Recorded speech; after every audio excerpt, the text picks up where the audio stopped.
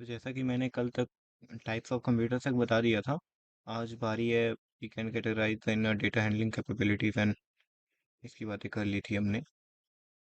Highlighter लेते हैं। देखिए, data handling capabilities and size के बेसिस पे हमने बात करी थी। तो डेटा हैंडलिंग कैपेबिलिटीज के बेसिस पे जैसे analogue computer, digital computer and hybrid computer के बारे में हम ऑलरेडी बात कर चुके हैं।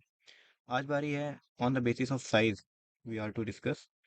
तो मार्कर थोड़ा धीमा है, लिखना चाहिए। हाँ, यहाँ पे है। तो super computer, main frame computer, mini computer and work station and micro computer. So what are their types, तो हमको ये भी डिस्कस करना होगा आगे की स्लाइड्स में, यही सब है। सबसे पहले सुपर कंप्यूटर को डिस्कस करते हैं। सबसे ज़्यादा बिगेस्ट है ना, तो साइज की बेसिस हमने सबसे lower to upper to lower ऐसे रखा हुआ है। तो सबसे ऊपर वाले सबसे ज़्यादा जो साइज लेता है उसको सबसे ऊपर, वो सबसे छोटी जो साइज है इसकी उसको सबसे नीचे रखा गया है। और सुपर कंप्यूटर फास्टेस्ट भी होते हैं ना। तो सुपर कंप्यूटर्स के रिलेटेड एक हमारे पास अलग सी पीडीएफ भी है, अभी हम आपको वो भी शो कर देते हैं। They are designed to process huge amount of data. ये बहुत बड़े अमाउंट ऑफ डेटा को प्रोसेस कर सकते हैं।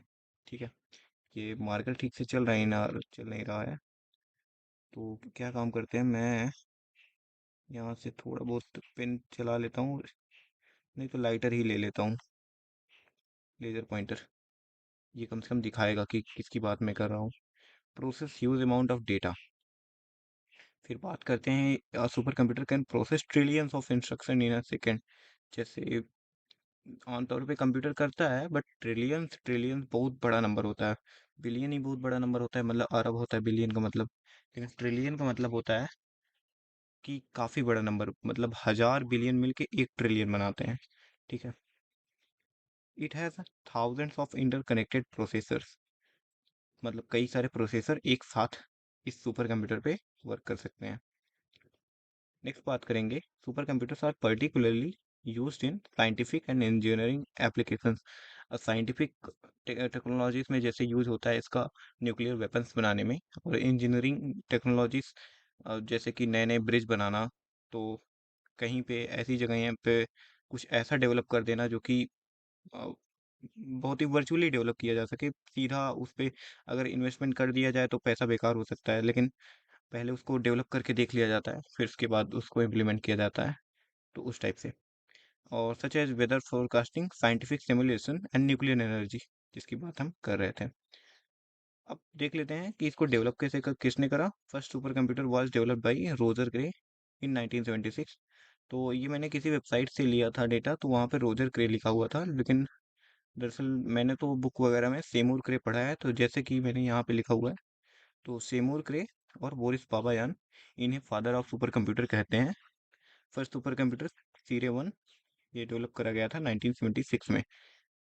और फर्स्ट इन इंडिया, तो ये परम 8000 इन 1991।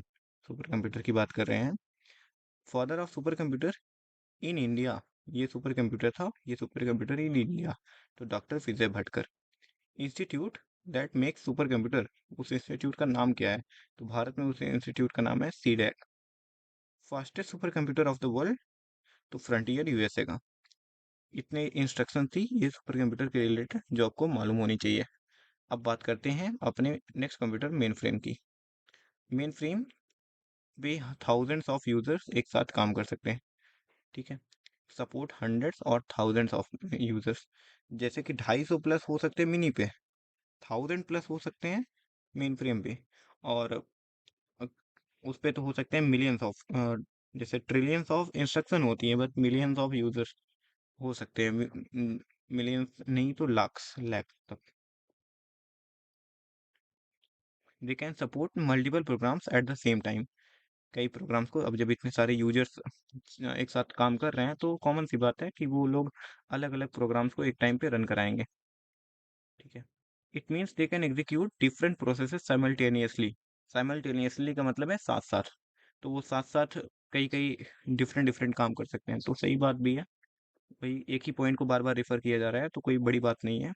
इनका यूज कहाँ पे होता है, तो बैंकिंग एंड टेलीकॉम सेक्टर से यहाँ पे लिखा गया है। ठीक है। which we need to manage and process high volume of data that requires integer operations such as indexing and comparisons.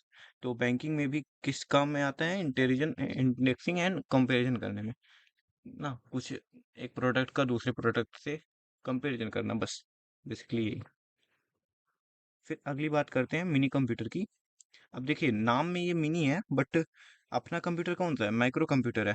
तो माइक्रो और मिनी दोनों में बहुत अंतर होता है। जैसे एक होता है माइक्रोन, एक होता है मिलीमीटर। तो माइक्रोन और छोटा होता है, इसीलिए माइक्रो कंप्यूटर ज़्यादा छोटा है। बट सुनने में लगता है जैसे मिनी कंप्यूटर का मतलब मिनी, सबसे छोटा तो यही होना चाहिए, बट ऐसा नहीं है। अब देखिए, it is a mid size multi processing computer.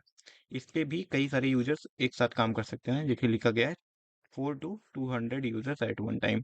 तो अगर 250 भी कहीं लिखा हुआ है आपके ऑप्शन में, तो मिनी कंप्यूटर ही टिक करिए। ठीक है। Mini frame computer, mini frame भी कहते हैं इसको।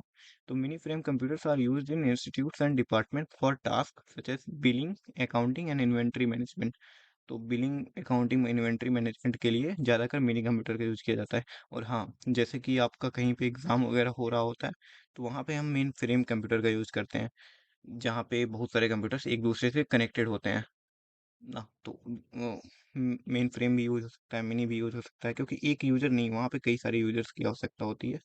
तो इस नाते से अब नेक्स्ट बात करते हैं, mini computer lies between the main frame computer and micro computer as it is smaller than main frame computer but larger than a micro computer. Micro का मतलब क्या है? माइक्रो मतलब बहुत छोटा, मिनी का भी मिनी समझ लीजिए। तो मेन फ्रेम मतलब बहुत बड़ा, तो उनके बीच में पड़ता है मिनी कंप्यूटर। तो यही बात लिखी हुई है यहाँ पे। नेक्स्ट बात करते हैं वर्क स्टेशन की। वर्क स्टेशन ऐसे कंप्यूटर्स होते हैं जिन्हें किसी स्पेसिफाइड चीज़ों के लिए ही बनाया जाता है ना। कोई अलग सा ये कंप्यूटर नहीं है, बट जैसे कि हमको एक स्टूडियो बनाना हुआ अपना खुद का, तो वहाँ पे जो कंप्यूटर्स लगेंगे वो वर्क स्टेशन का काम करेंगे। ये जस्ट सिंगल यूजर कंप्यूटर, एक ही यूजर काम करेगा यहाँ पे, that is design for technical और साइंटिफिक एप्लीकेशन। ठीक है। It has a faster micro processor, एक फास्टर माइक्रो प्रोसेसर इसके पास होता है। A large amount of RAM और हाई स्पीड ग्राफिक अडेप्टर्स होते हैं इसमें, जो कि काम करते हैं आपके परफॉर्म अ स्पेसिफिक जॉब, जैसे कि हमने बात करी, with great expertise. Accordingly they are of different type such as graphics work station, music work station. जैसे कि म्यूजिक वगैरह जहाँ पे रिलीज होता है, आपने देखा होगा, जैसे डीजे सुरेश, डीजे आलोक, ऐसे करके, मतलब जो कानों में हेडफोन लगाए रहते हैं, तो वो क्या करते हैं, ऐसे वॉल्यूम की बटन होती है, बेस की बटन होती है, उसको आगे पीछे करते रहते हैं। तो वो दरअसल एक स्टूडियो में वर्क कर रहे होते हैं, और वो स्टूडियो में इसी टाइप का एक कंप्यूटर लगा होता है। तो उसे हम वर्क स्टेशन बोलते हैं। ग्राफिक वर्क स्टेशन हो सकते हैं जहाँ पे ग्राफिक का काम होता हो, जहाँ पे म्यूजिक का काम होता हो, इंजीनियरिंग का काम होता हो, तो इन्हें हम वर्क स्टेशन कहते हैं। अब बात करते हैं अपने कंप्यूटर की, मतलब माइक्रो कंप्यूटर, जो कि हम सब यूज करते हैं, जैसे मैं यूज कर रहा हूँ अभी के लिए फिलहाल। तो micro computer is also known as a personal computer. इसे हम पीसी भी कहते हैं ना, इसी को हम पीसी कहते हैं। और नेक्स्ट बात करते हैं, it is general purpose computer that is design for individual use. और ये इंडिविजुअल यूज यानी कि ये आमतौर पर हम सभी यूज करते हैं। ये एक जनरल पर्पज कंप्यूटर है। फिर it has a micro processor as a central processing unit, memory, storage area, input unit and output unit. जैसा कि हम जानते हैं कि एक नॉर्मल कंप्यूटर में तीन चीज़ें होनी चाहिए, इनपुट, प्रोसेस और आउटपुट। तो इनपुट है इसके पास, और एक प्रोसेसिंग यूनिट है, और आउटपुट है, और सबका आउटपुट जो आएगा उसको स्टोर करने के लिए एक स्टोरेज यूनिट। लैपटॉप्स और डेस्कटॉप्स इसके एग्जांपल्स हैं। They are suitable for personal work, that may be making an assignment, watching a movie, और at office for office work. तो ऑफिस में भी यही होते हैं, मूवीज देखते टाइम, असाइनमेंट कंप्लीट करते टाइम। तो यही सारे यूज होते हैं माइक्रो कंप्यूटर्स। तो कंपोनेंट्स ऑफ कंप्यूटर की बात कर लेते हैं अब, या टॉपिक पे बात करते हैं। इसके लिए हमारे पास इनपुट डिवाइसेस, जैसा कि हमने पीछे बात करी यहाँ पे, central processing unit, memory, storage area, input, output unit, इन सभी की अब बात करेंगे हम बारी बारी से। Components of computer, input devices, CPU, output devices, primary memory, secondary memory, और वो सब कैसे कैसे कनेक्ट होते हैं, जैसे कि यहाँ पे दिखाया गया है। ये एक ब्लॉक डायग्राम ऑफ कंप्यूटर है। यहाँ पे सीपीयू लिखा हुआ है। सीपीयू के दो पार्ट्स होते हैं, जैसे कि हम प्रीवियस वीडियोस में हम पहले भी डिस्कस कर चुके हैं कि एक पार्ट इसका एलयू होता है एंड सेकंड पार्ट इसका सीयू होता है। इनपुट जब सिग्नल्स किसके द्वारा सेंड होते हैं, तो ट्रांसड्यूसर के द्वारा, ये भी डिस्कस करा जा चुका है। और जब सिग्नल्स आते हैं तो वो एएलयू में, सीयू में, यहाँ कहीं पे प्रोसेस होते हैं। फिर वो सेकेंडरी मेमोरी से आके वापस से, मतलब जहाँ पे भी उसको मिल सके, प्राइमरी मेमोरी में तो उधर से एक्सेस करेगा, सेकेंडरी मेमोरी में तो उधर से एक्सेस करेगा। एक्सेस करके उसे एएलयू और सीयू में, जैसे अगर कोई मैथमेटिकल चीज़ है, रीजनल चीज़ है, तो उसे उस हिसाब से एएलयू में, नहीं तो सीयू से उसे मैनेज किया जाता है और वापस हमको आउटपुट ट्रांसड्यूसर ही भेज देता है।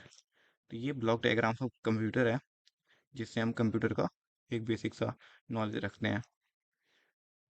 फिर देखिए operations of computer components: input करना, प्रोसेस करना, स्टोर करना और आउटपुट करना, और नेक्स्ट है कंट्रोल करना। ये सब ऑपरेशंस हैं कंप्यूटर कंपोनेंट्स के।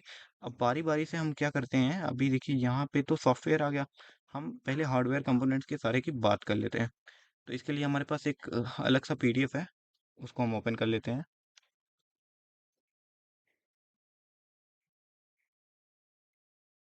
देखिए ये से हिंदी में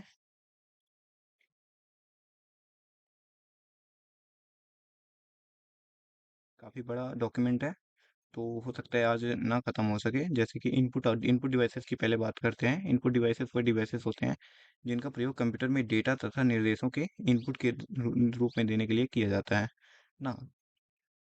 आप देखिए कुछ डिवाइसेस यहाँ पे दिए गए हैं, जैसे कीबोर्ड, माउस, और काफ़ी ज़्यादा इम्पोर्टेंट है। जैसे आपको अगर ऑप्शंस में ये सारी चीज़ें अगर मिलती हैं, तो अगर इसमें से कुछ एक चीज़ें डिफरेंट होती हैं तो वो आप मार्क कर सकते हो। जैसे कि मैं आपको अगर दिखाऊं, कीबोर्ड माउस तो सभी को पता होता है कि वो एक इनपुट डिवाइस है, बट यहाँ पे स्कैनर लिखा हुआ है, ये काफ़ी ज़्यादा कंफ्यूजिंग है। जैसे ये सुनने में लगता है कि ये एक आउटपुट डिवाइस है, बट ये एक इनपुट डिवाइस है। तो ऐसी चीज़ें हैं जो आपको यहाँ पे सारी याद रखनी है ना। Speech recognition system, digital camera, मतलब ऐसी सारी चीज़ें जिनसे कुछ ना कुछ डेटा कंप्यूटर के अंदर जा सके, उन्हें हम कहते हैं इनपुट डिवाइसेस। और कीबोर्ड की बात करते हैं पहले, तो कीबोर्ड में होती हैं टोटल, देखिए इधर 104 से 108 के बीच में, कभी कभी होता है ना कि इधर बटन कुछ एक्स्ट्रा आ जाती हैं इस साइड में, तो इसलिए यहाँ पे कुछ वेरी कर सकता है। माउस माउस तीन टाइप के होते हैं: मैकेनिकल माउस, ऑप्टिकल माउस और वायरलेस माउस ना। मैकेनिकल माउस में नीचे एक बॉल लगी होती है। देखिए ये एक रबड़ की गेंद होती है, लिखा गया है ना। सॉरी, इधर हम इसको इरेज कर देते हैं।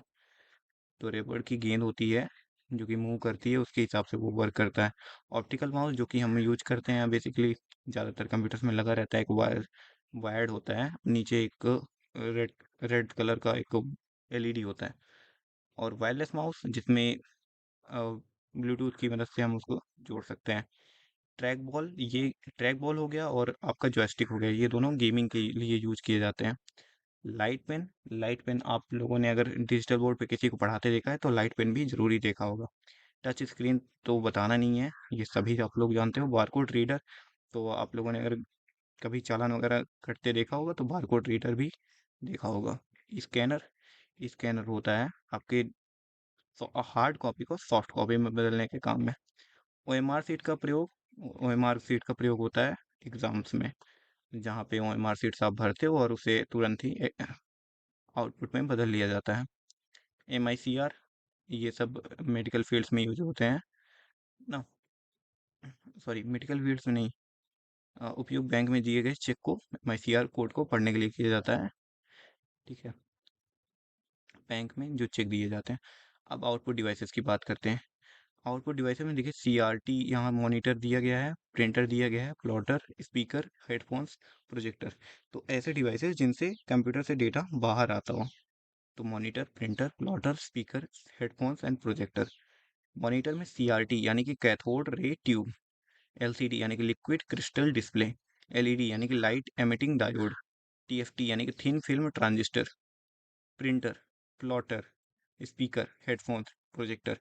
मॉनिटर कितने टाइप के मॉनिटर होते हैं? विजुअल डिस्प्ले यूनिट, इनसे कनेक्ट करते हैं इन्हें, ये भी कहते हैं विजुअल ग्राफिक्स एरे, यानी कि वीजीए पोर्ट पे इन्हें कनेक्ट किया जाता है। एक वीजीए पोर्ट होता है जिसमें 24 पिंस होती हैं। और वैसे पोर्ट्स वाले चैप्टर में हम इसका बात करेंगे, बट यहाँ भी आप याद रखिए। प्रिंटर, प्रिंटर एक ऐसा आउटपुट डिवाइस है जो सॉफ्ट कॉपी को हार्ड कॉपी में बदलता है, और अगर जो हार्ड कॉपी को सॉफ्ट कॉपी में बदले, वो कौन सा डिवाइस है? वो आपका स्कैनर है। प्रिंटर टू टाइप्स के होते हैं, एक इम्पैक्ट प्रिंटर, एक नॉन इम्पैक्ट प्रिंटर। इसे आप इटली से याद कर सकते हैं, ITLEE, मतलब inkjet printer, thermal printer, laser printer, electromagnetic printer, electrostatic printer. इसमें से कोई तीन किसी में से आ सकते हैं, और एक किसी और में से लेके पूछ लेगा कि इनमें से इम्पैक्ट प्रिंटर कौन सा है, इनमें से नॉन इम्पैक्ट कौन सा है, या फिर इम्पैक्ट नहीं है, इस टाइप का क्वेश्चन। तो इसे ध्यान से देख लीजिए, इसका स्क्रीनशॉट आप ले सकते हैं। ये कुछ ऐसे प्रिंटर्स हैं जिनकी बात यहाँ पे अलग से की गई है। जैसे डॉट मैट्रिक्स प्रिंटर है, ये एक लोकप्रिय कंप्यूटर प्रिंटर है जो वांछित आकार बनाने के लिए छोटे डॉट्स का उपयोग करता है, तो डॉट डॉट लग के इसीलिए इसका नाम डॉट मैट्रिक्स बनाया गया है। इंकजेट प्रिंटर प्रिंटिंग का एक प्रकार का कंप्यूटर प्रिंटर है जो कागज, प्लास्टिक या अन्य सबस्ट्रेट्स पर स्याही की बूंदों को फैलाकर एक डिजिटल छवि बनाता है। तो स्याही के लिए है, इसलिए इसका नाम है इंक, ना इंक का यूज करता है ये। फिर लेजर प्रिंटर तो ज़्यादातर साइबर कैफे पे यही रखा होता है, तो इसलिए ये लेजर प्रिंटर उसका काम करता है। स्पीड ऑफ प्रिंटर तो हम उसे कैरेक्टर पर मिनट, लाइंस पर मिनट, पेजेस पर मिनट, स्पीड उसकी हम इसमें मापते हैं। बट क्वालिटी अगर पूछी जाए तो क्वालिटी को हम रिजोल्यूशन भी बोलते हैं। तो ये भी वर्ड याद रखिएगा, रेजोल्यूशन, RESULUTION। तो ये हम मापते हैं DPI में। ठीक है, तो कंप्यूटर मेमोरी पे है अगला टॉपिक, तो आज के लिए इतना ही करते हैं। वैसे भी वीडियो काफ़ी बड़ी हो चुकी है, आप लोगों को देखने में भी असुविधा हो सकती है, तो इसके लिए आज की वीडियो को इतना ही रखते हैं। तब तक के लिए धन्यवाद।